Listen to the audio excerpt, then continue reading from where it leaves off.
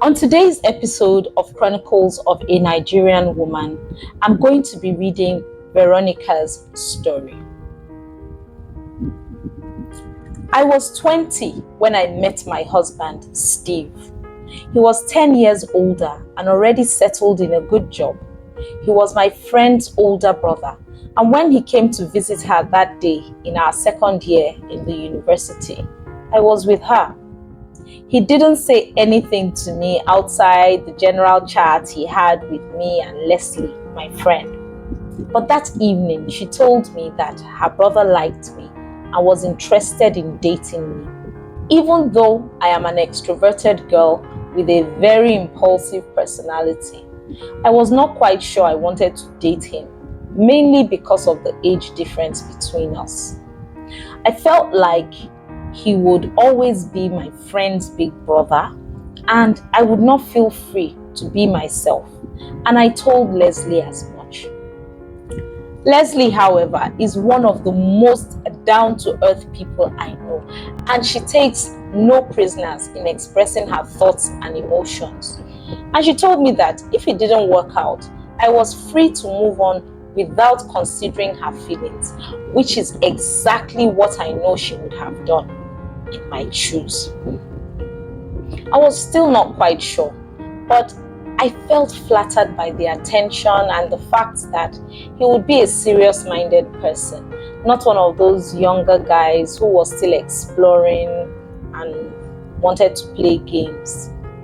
After thinking about it for about a month, I accepted his request.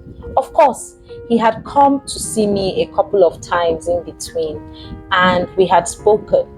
When he called me that day, a Friday evening, and I gave him my answer, he was so elated. He came the next morning around 11 a.m. and he brought me so many gifts: a cake, some snacks, a couple of outfits, a pair of shoes. I wondered whether he already had them ready or he left home early to buy them that day. Anyway, Steve became my mentor, big brother, boyfriend. I'm a firstborn, and so I had never really had anyone to look up to on that level, apart from my parents. Leslie was so happy about it, and she teased me all the time. The only issue I had was that Steve seemed to have our entire lives planned out.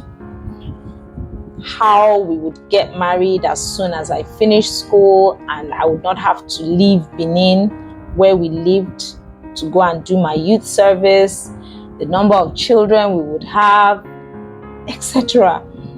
I felt it was too intense, and I still wanted to go further in my studies anyway, so I would have loved to wait a bit, but he said he would take full responsibility for my education to any level I wanted. So I went along with him, even though I felt a bit rushed. Things went exactly as Steve planned.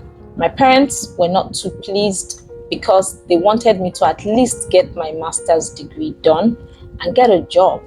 But I convinced them that it was what I wanted, and so they allowed me. I got pregnant immediately after we got married. So I was pregnant during my NYSC year. It meant I could not get a job after, since I was nursing my baby. I wanted to take a break from childbirth after that and start my master's and probably even finish it before having another child. But again, Steve insisted that I finish with the children first. I was not too happy about it, but I went along with what he said, especially since he was the one who would pay. The thing is, Steve was not forceful about his opinions, but he always had his arguments so well laid out that I could not fault them. However, I felt like I had no input in my own life, like I was not being heard, and that my opinion did not count. Before I knew it, I was 27, I had 3 children, and I had not moved an inch forward with my personal plans. Steve took very good care of me. I had a car, nice clothes, and my needs were met. He even sent money to my parents regularly. But I had no funds of my own, and my dreams were unfulfilled. When I discussed it with him, he said since I had come this far, I should endure a few more years until our last child, who was 8 months at the time, got into primary school at the age of 5 or 6, and then I could start my master's. All I could see at that time was a bleak future for myself in my mid-30s with no clear path in life. I cried so often privately. I never told my parents because I was too ashamed to admit to them that they were right. Whenever they asked, I repeated Steve's plan as though it was mine. The only person who knew the truth about how I felt was Leslie, my best friend. She was clearly not happy with her brother, and she wanted to intervene, but I pleaded with her not to, and that was the only thing that stopped her. I did not want to put any kind of rift between her and her brother, as it could potentially lead to a family matter. She came up with all kinds of outrageous plans of how I could handle things, and we always laughed about them.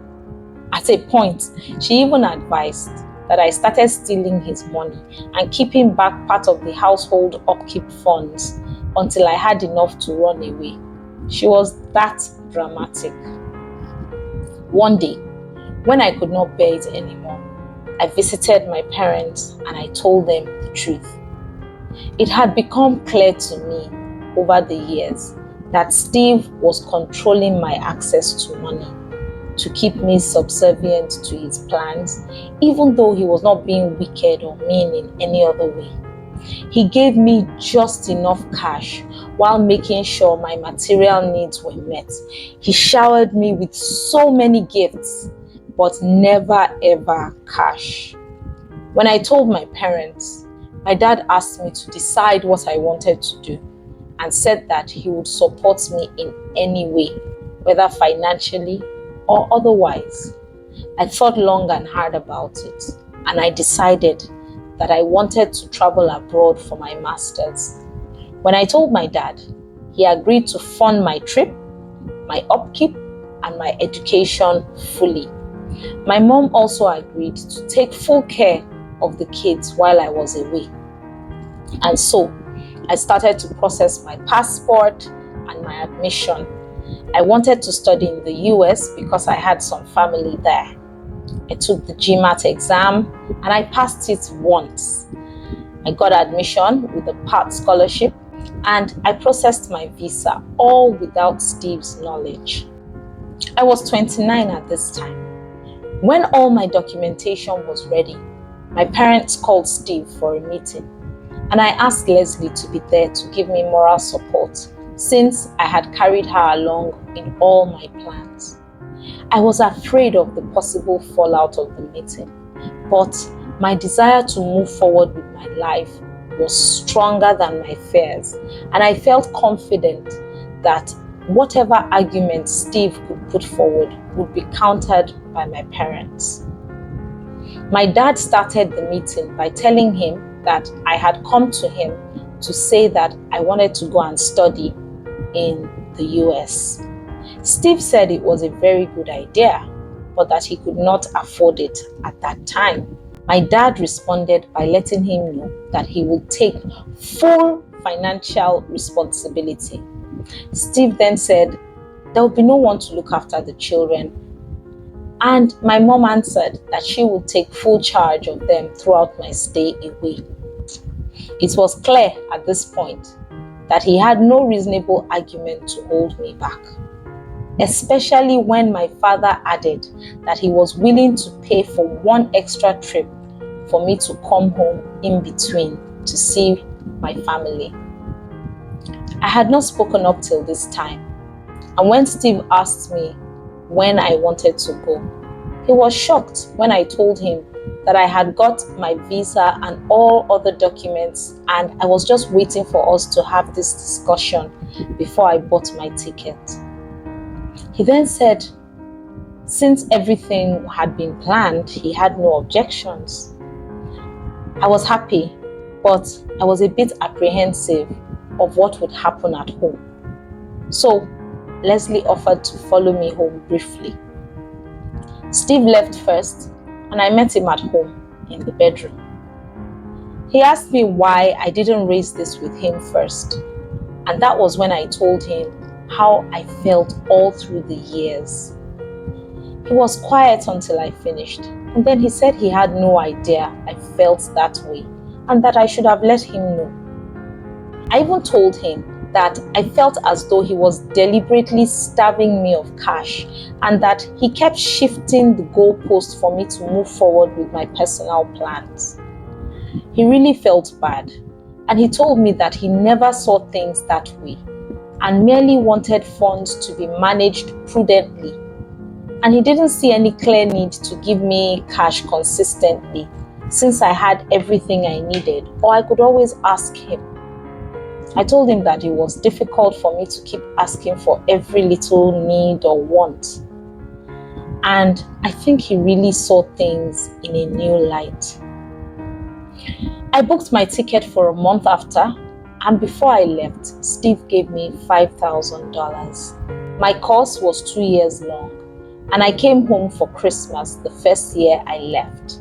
The following summer, Steve brought the children and my mom to visit since I had an internship to run.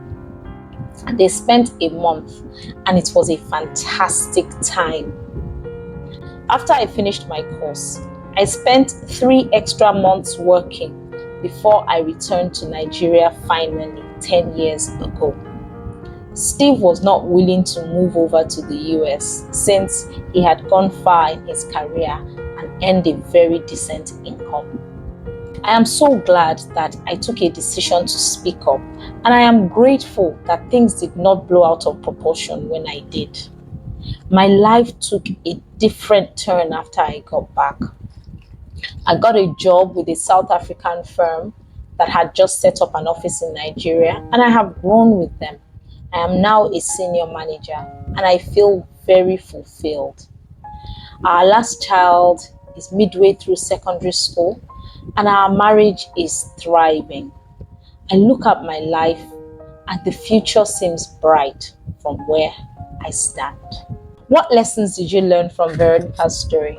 Please share in the comments below. Did you know about my online community of women called the Valiant Women's Network, where we come together, we learn from one another, and we carry out other fun activities that can help us thrive and grow as women? To join, please click the link in the description below. Remember to like this video, to leave a comment, to share it with somebody who could learn, and definitely remember to subscribe to my channel. Till I come your way again next time. Ciao!